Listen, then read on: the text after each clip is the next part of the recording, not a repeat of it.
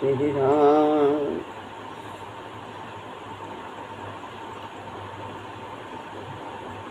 गुरुर्ब्रह्मा गुरुर्विष्णु गुरुर्देव महेश्वरा गुरु साक्षात् परब्रह्म तस्मै श्री गुरुवे नमः।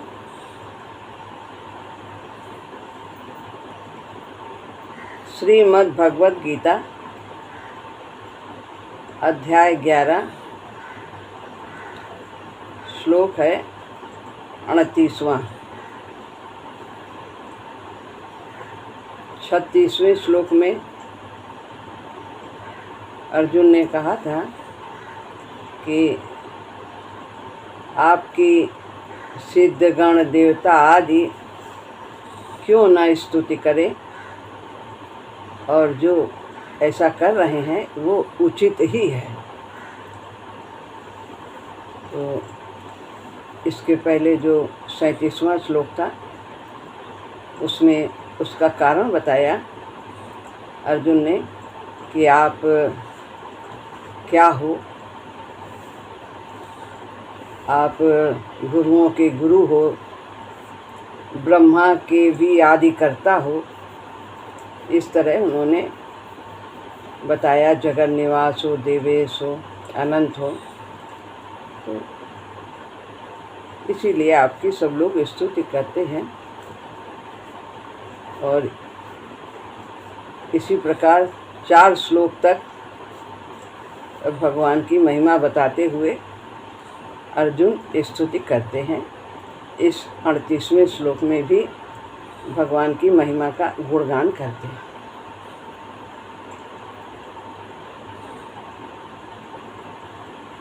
त्वमादिदेवः पुरुषः पुराणः त्वमस्य विश्वस्य परं निधानं वेत्तासि वेद्यं च परं च धाम त्वया ततं विश्वमनन्तरूप।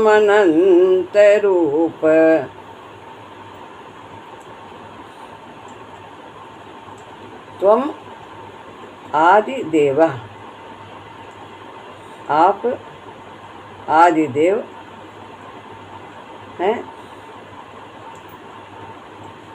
पुरुषा यानी और पुराण पुरुष हैं। पुराण यहाँ पे साधा है तो विसर्ग बन जाएगा, आगे तमस से पढ़ा जाएगा।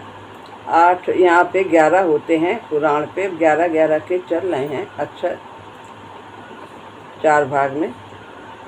तो तमस्य आप इस अस्य मने इस, तुम मने आप, इस विश्व के विश्वस्य परम परम निधान हो, आश्रय हो। वेत्तासि वेद्यम, वेता आप ही, वेद्यम यानी जानने योग्य हो, असि माने हैं, वेत्तासि वेता, असि यानी हैं, आप ही सबको जानने वाले हो और आप ही जानने योग्य हो। वेद्यम माने जानने योग्य हो और आप ही जानने वाले भी हो। वेत्तासि माने आप ही सबको जानने वाले हो और आप ही जानने योग्य हो। कुछ अगर जानना है तो भगवान को ही जानना है। इनको जानने से सब कुछ जानना हो जाता है। चा माने और, परम परम, चा और, धाम यानी धाम है। त्वया आपसे ही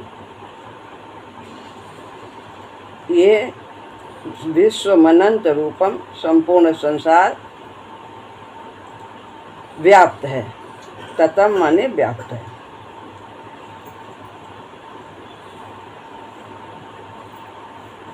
अर्थ पढ़ते हैं। आप ही आदि देव और पुराण पुरुष हैं तथा आप ही इस विश्व के परम आश्रय हैं। आप ही सबको जानने वाले हैं और आप ही जानने योग्य भी हैं। परम धाम हैं आप। हे अनंत रूप, आपसे ही संपूर्ण संसार व्याप्त है।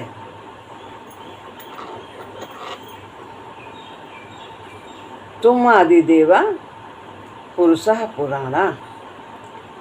इसकी व्याख्या है कि आप आदि देव हो, यानी संपूर्ण देवताओं से भी पहले सब ब्रह्मा जी को आपने उत्पन्न किया है, तो आप सबसे पहले आप ही प्रकट हुए आदि देव। और पुरुषा पुराणा, क्योंकि आप सदा से हैं और सदा रहने वाले हैं, तो आप पुरुष पुराण भी हैं। पुरुषा पुराणा, सदा से हैं, आपका कभी अंत नहीं होगा, सदा रहने वाले। तमस्य विश्वस्य परम निधानम, जितना कुछ भी देखने, सुनने, समझने, जानने में संसार में आता है, संसार की उत्पत्ति, स्थिति, प्रलय, जो कुछ भी होता है, सब कुछ के आधार आप ही हो। आप ही सबके आश्रय हो, आपके द्वारा ही सब कुछ होता है। वेत्तासि, यानी आप सबको जानने वाले हो, आप अंतर्यामी हो, सबके हृदय में निवास करते हो, तो सबकी आप जानते हो। ये आत्मा आपका अंश है, लेकिन ये केवल एक शरीर के बारे में ही जानता है, लेकिन आप सबके हृदय में निवास करते हो, सर्वत्र व्याप्त हो, तो आप सबकी जानने वाले हो। सब कुछ के बारे में, हर एक प्राणी की आपको जानकारी है। आप सबका जानते हो कि कौन क्या कर रहा है, किस स्थिति में है, सब कुछ। आपसे कुछ भी छिपा नहीं। वेद्यम,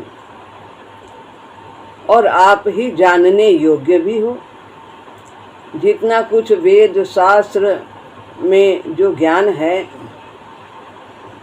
वो किस लिए है? वो आपको जानने के लिए ही है। तो जो महात्मा लोग जो कुछ भी प्रवचन करते हैं,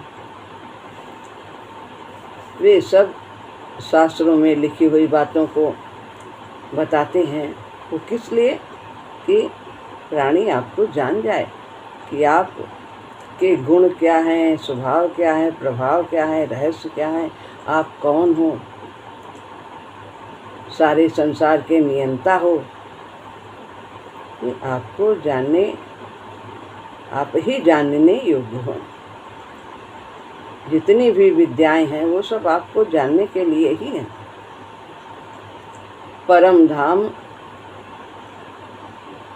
आप ही परम धाम, साकेत धाम, वैकुंठ धाम, परम धाम, दिव्यत्व प्राप्त करना, पूर्णत्व प्राप्त करना, सब एक ही बात है। तो आप परम धाम हो, जहाँ जा करके जीव को वापस नहीं आना होता, जिसको मुक्ति, परम पद आदि नामों से कहते हैं, जिसमें जाकर फिर लौटना नहीं पड़ता है, जिसको प्राप्त करने पर करना, जानना, पाना कुछ बाकी शेष रह ही नहीं जाता। ऐसे आप परम धाम हो। अनंत रूप, ये विराट रूप में क्या देख रहे हैं?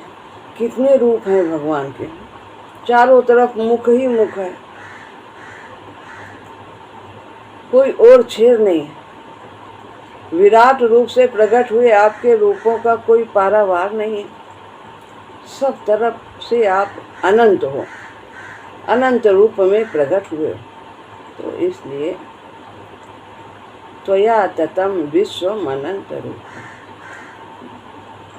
आपसे ही यह संपूर्ण संसार व्याप्त है, अर्थात कण कण में आप ही व्याप्त हो। ऐसा कोई भी कण नहीं है जिसमें आप न हो। कण कण में है वास तुम्हारा, नित्य निरंतर नूतन हो।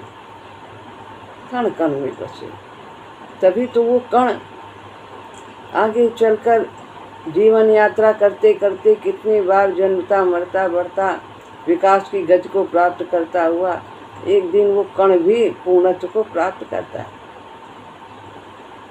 तो आपसे यह संपूर्ण संसार व्याप्त है, यानी आप संसार के कण कण में व्याप्त हो। अब है तीसरा श्लोक है, उसके आगे 2 श्लोक में महिमा गाई है अर्जुन ने भगवान की। अब आगे और गाते हैं।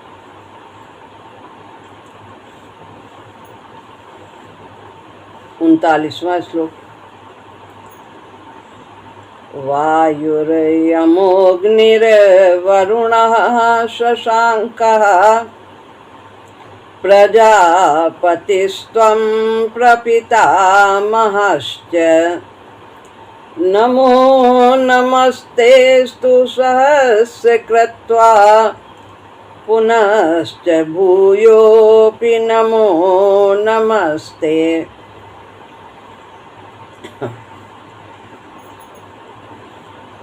वायु रा है तो विसर्ग बन गया, फिर यमो यम और फिर अवग्रह है अग्नि, वा के ऊपर रा है वो अग्नि ही हो गया, विसर्ग बन गया। और वरुण, आप ही वायु, यमराज, अग्नि, वरुण, शशांक चंद्रमा और आगे प्रजापतिस्त्वम दक्ष आदि प्रजापति और प्रपिता महश्च, और प्रपिता यानी ब्रह्मा जी के भी पिता हो। कि आप वायु, यमराज, अग्नि, वरुण, चंद्रमा और दक्ष आदि जितने भी प्रजापति हुए हैं जिनकी यह संतान है, और ब्रह्मा जी के भी पिता हो। नमो नमस्तेस्तु, नमो यानी नमः नमस्कार हो, अस्तु नमस्ते, अस्तु माने हो, तो नमस्कार हो 2 बार, नमस्कार हो नमस्कार हो, सहस्र कृत्वा हजारों बार नमस्कार हो, पुनः फिर भी आपको, अपि माने भी फिर भी आपको नमस्कार हो, बार बार नमस्कार हो, नमस्कार। आप ही वायु, यमराज, अग्नि, वरुण, चंद्रमा, दक्ष आदि प्रजापति और प्रपितामह यानी ब्रह्मा जी के भी पिता हैं। हजारों बार नमस्कार हो और फिर भी आपको बार बार नमस्कार हो।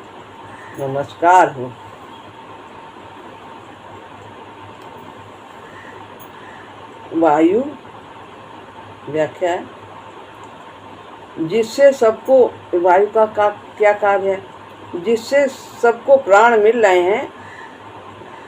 व्यक्ति श्वास लेता है, मात्र प्राणी इसी से जी रहे हैं, सबको सामर्थ्य मिल रही, शक्ति मिल रही है, वो वायु आप ही हैं। यम भी हैं, यमराज भी हैं आप, जिसका संपूर्ण संसार में शासन चलता है, जो सभी के कर्मों को उसके फल के अनुसार उसका विधान करता है, वे यम भी आप ही हैं। अग्नि जो सब में व्याप्त रहकर शक्ति देता है, प्रकट होकर प्रकाश देता है, और जठराग्नि रूप में अन्न का पाचन भी करता है।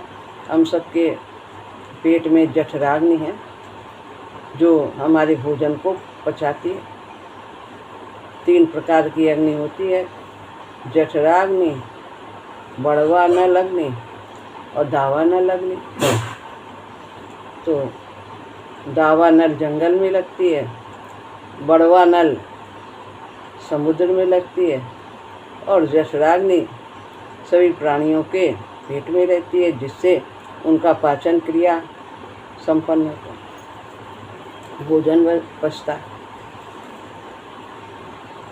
वरुणः, जिसके द्वारा सबको जीवन मिल रहा है। वरुण जल के देवता हैं, जल के बिना जीवित नहीं रह सकता प्राणी, तो वो भी आप ही हो। शशांक, चंद्रमा, ये संपूर्ण औषधियों वनस्पतियों का पोषण करता है। चंद्रमा के द्वारा वनस्पति का ये पालन पोषण होता है, बढ़ते हैं, जिससे प्राणी जीवित रहते हैं, उनका भक्षण करके खाते पीते हैं उनको। वो चंद्रमा भी आप हो।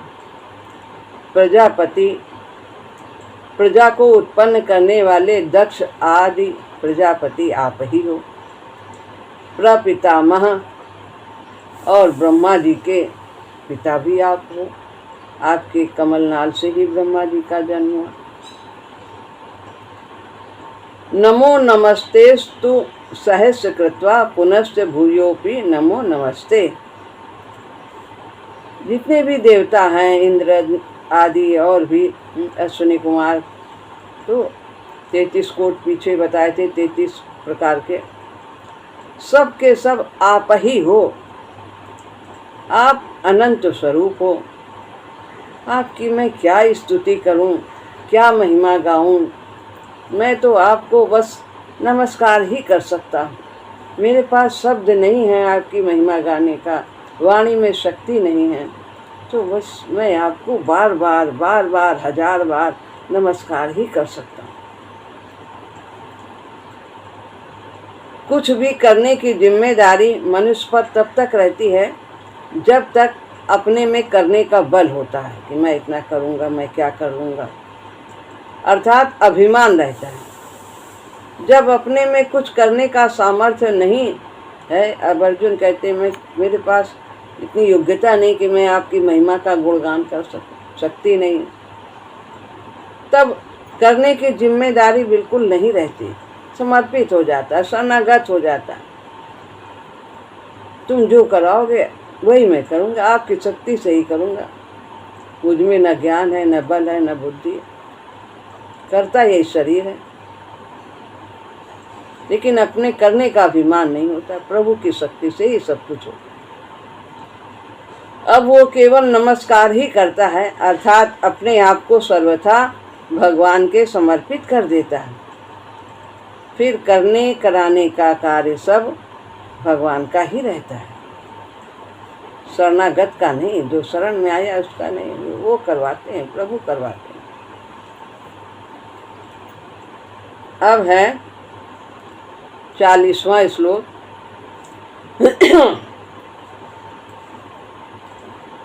नमः पुरस्तादथ पृष्ठतस्ते नमोस्तु ते सर्वतएव सर्व अनंत वीर्यामित विक्रमस्त्वं सर्वं समाप्नोसि ततोसि सर्वः।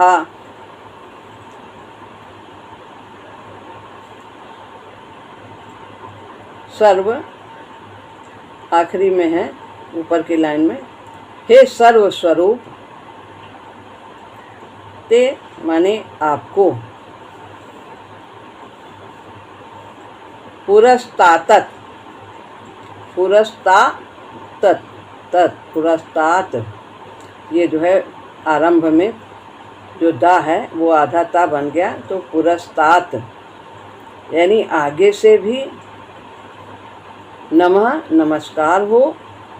अथ पुरस्तात, फिर आ निकालिए, अथ और पृष्ठतस्ते, पृष्ठ ऐसा है, पृष्ठतः यानी पीछे से भी, ते माने आपको, नमोस्तुत, नमोस्तु माने नमस्कार हो, आगे से भी नमस्कार हो, पीछे से भी नमस्कार हो, सब ओर से, दसों सर्वथा यानी सब ओर से, सभी दिशाओं से, दसों दिशाओं से नमस्कार। अनंत वीर्यामित विक्रमस्त्वम, हे अनंत वीर्य, अमित, अनंत वीर्य, अमित है, यहाँ आ है, या का विसर्ग बन गया, फिर आप की मात्रा है या में, तो अमित यानी असीम, विक्रम यानी पराक्रम वाले, आप असीम पराक्रम वाले, तुम माने आप हैं। सर्वम समाप्नोषि ततोषि सर्वा, तो सर्वम सब को एक देश में, एक स्थान में, भगवान की एक जगह सब कुछ दिखाई दे रहा है अर्जुन, तो सबको एक देश में समाप्नोषि समेट कर रखा हुआ है आपने, सब कुछ एक जगह है, पूरा ब्रह्मांड संसार सब कुछ। ततः, ततो का हुआ ततः, अतः, इसका मतलब असि माने हैं, सर्व सब कुछ आप ही हैं, अतः सब कुछ आप ही हैं। हे सर्वस्वरूप, आपको आगे से भी नमस्कार हो और पीछे से भी नमस्कार हो, आपको सब ओर से, दसों दिशाओं से ही नमस्कार हो। हे अनंत वीर, असीम पराक्रम वाले, आपने सबको एक देश में समेट कर रखा है, अतः सब कुछ आप ही हो। बस नमस्कार है, नमस्कार है, उनकी महिमा बताते हैं और नमस्कार है, नमस्कार। व्याख्या, नमः पुरस्तादथ पृष्ठतस्ते नमोस्तु ते सर्वत एव सर्व, ऊपर की लाइन। अर्जुन भयभीत ज़्यादा हैं, हर्षित कम है, तो वो कहते हैं मैं क्या बोलूं, उनकी समझ में कुछ नहीं आ रहा, इसलिए वे बस आगे से नमस्कार, पीछे से नमस्कार, सब ओर से नमस्कार, यही कह रहे हैं, बार बार यही कह रहे हैं। अनंत वीर्यामित विक्रमस्त्वम, अनंत वीर्य कहने का तात्पर्य है कि आप तेज बल, आप में अपार तेज है, कितना प्रकाश है, दीप तमाम सारे मुख हैं, असीम बल है कि सब कुछ आपके पराक्रम युक्त संरक्षण आदि कार्य असीम है, सारे संसार ब्रह्मांड, कितने ब्रह्मांड, सबका संचालन आप करते हैं। इस तरह आपकी शक्ति भी अनंत है और पराक्रम भी अनंत है। सर्वम समाप्नोषि ततोषि सर्वा, आपने सबको समावृत, ढक कर रखा है, आवृत किया हुआ है, सब कुछ आपके अंदर है, सब कुछ भगवान के अंदर देख रहे हैं, आकाश पाताल मृत्युलोक सब, जो कुछ भी उतने प्राणी हैं, जीव हैं, स्वयं को भी अपने को उसमें देख रहे हैं, तो सब कुछ आपसे आवृत है, आपके अंदर है, अर्थात संपूर्ण संसार आपके अंतर्गत है। संसार का कोई भी अंश ऐसा नहीं है जो आपके अंतर्गत ना हो। सागर पहाड़ सब कुछ भगवान, सब कुछ भगवान का विराट रूप ही है, ये सब संसार के। अर्जुन एक बड़ी अलौकिक विलक्षण बात देख रहे हैं कि भगवान अनंत सृष्टियों में परिपूर्ण व्याप्त हो रहे हैं और अनंत सृष्टियाँ भगवान के किसी एक अंश में है, एक जरा सी जगह में है, एक अंश, और कितना उनका शरीर है उसमें कितने ब्रह्मांड है, सब कैसे बताया था पीछे कि सब निकल रहे हैं, जैसे कि जाली से सब कण निकलते हैं, ऐसे ब्रह्मांड उनके शरीर से निकल।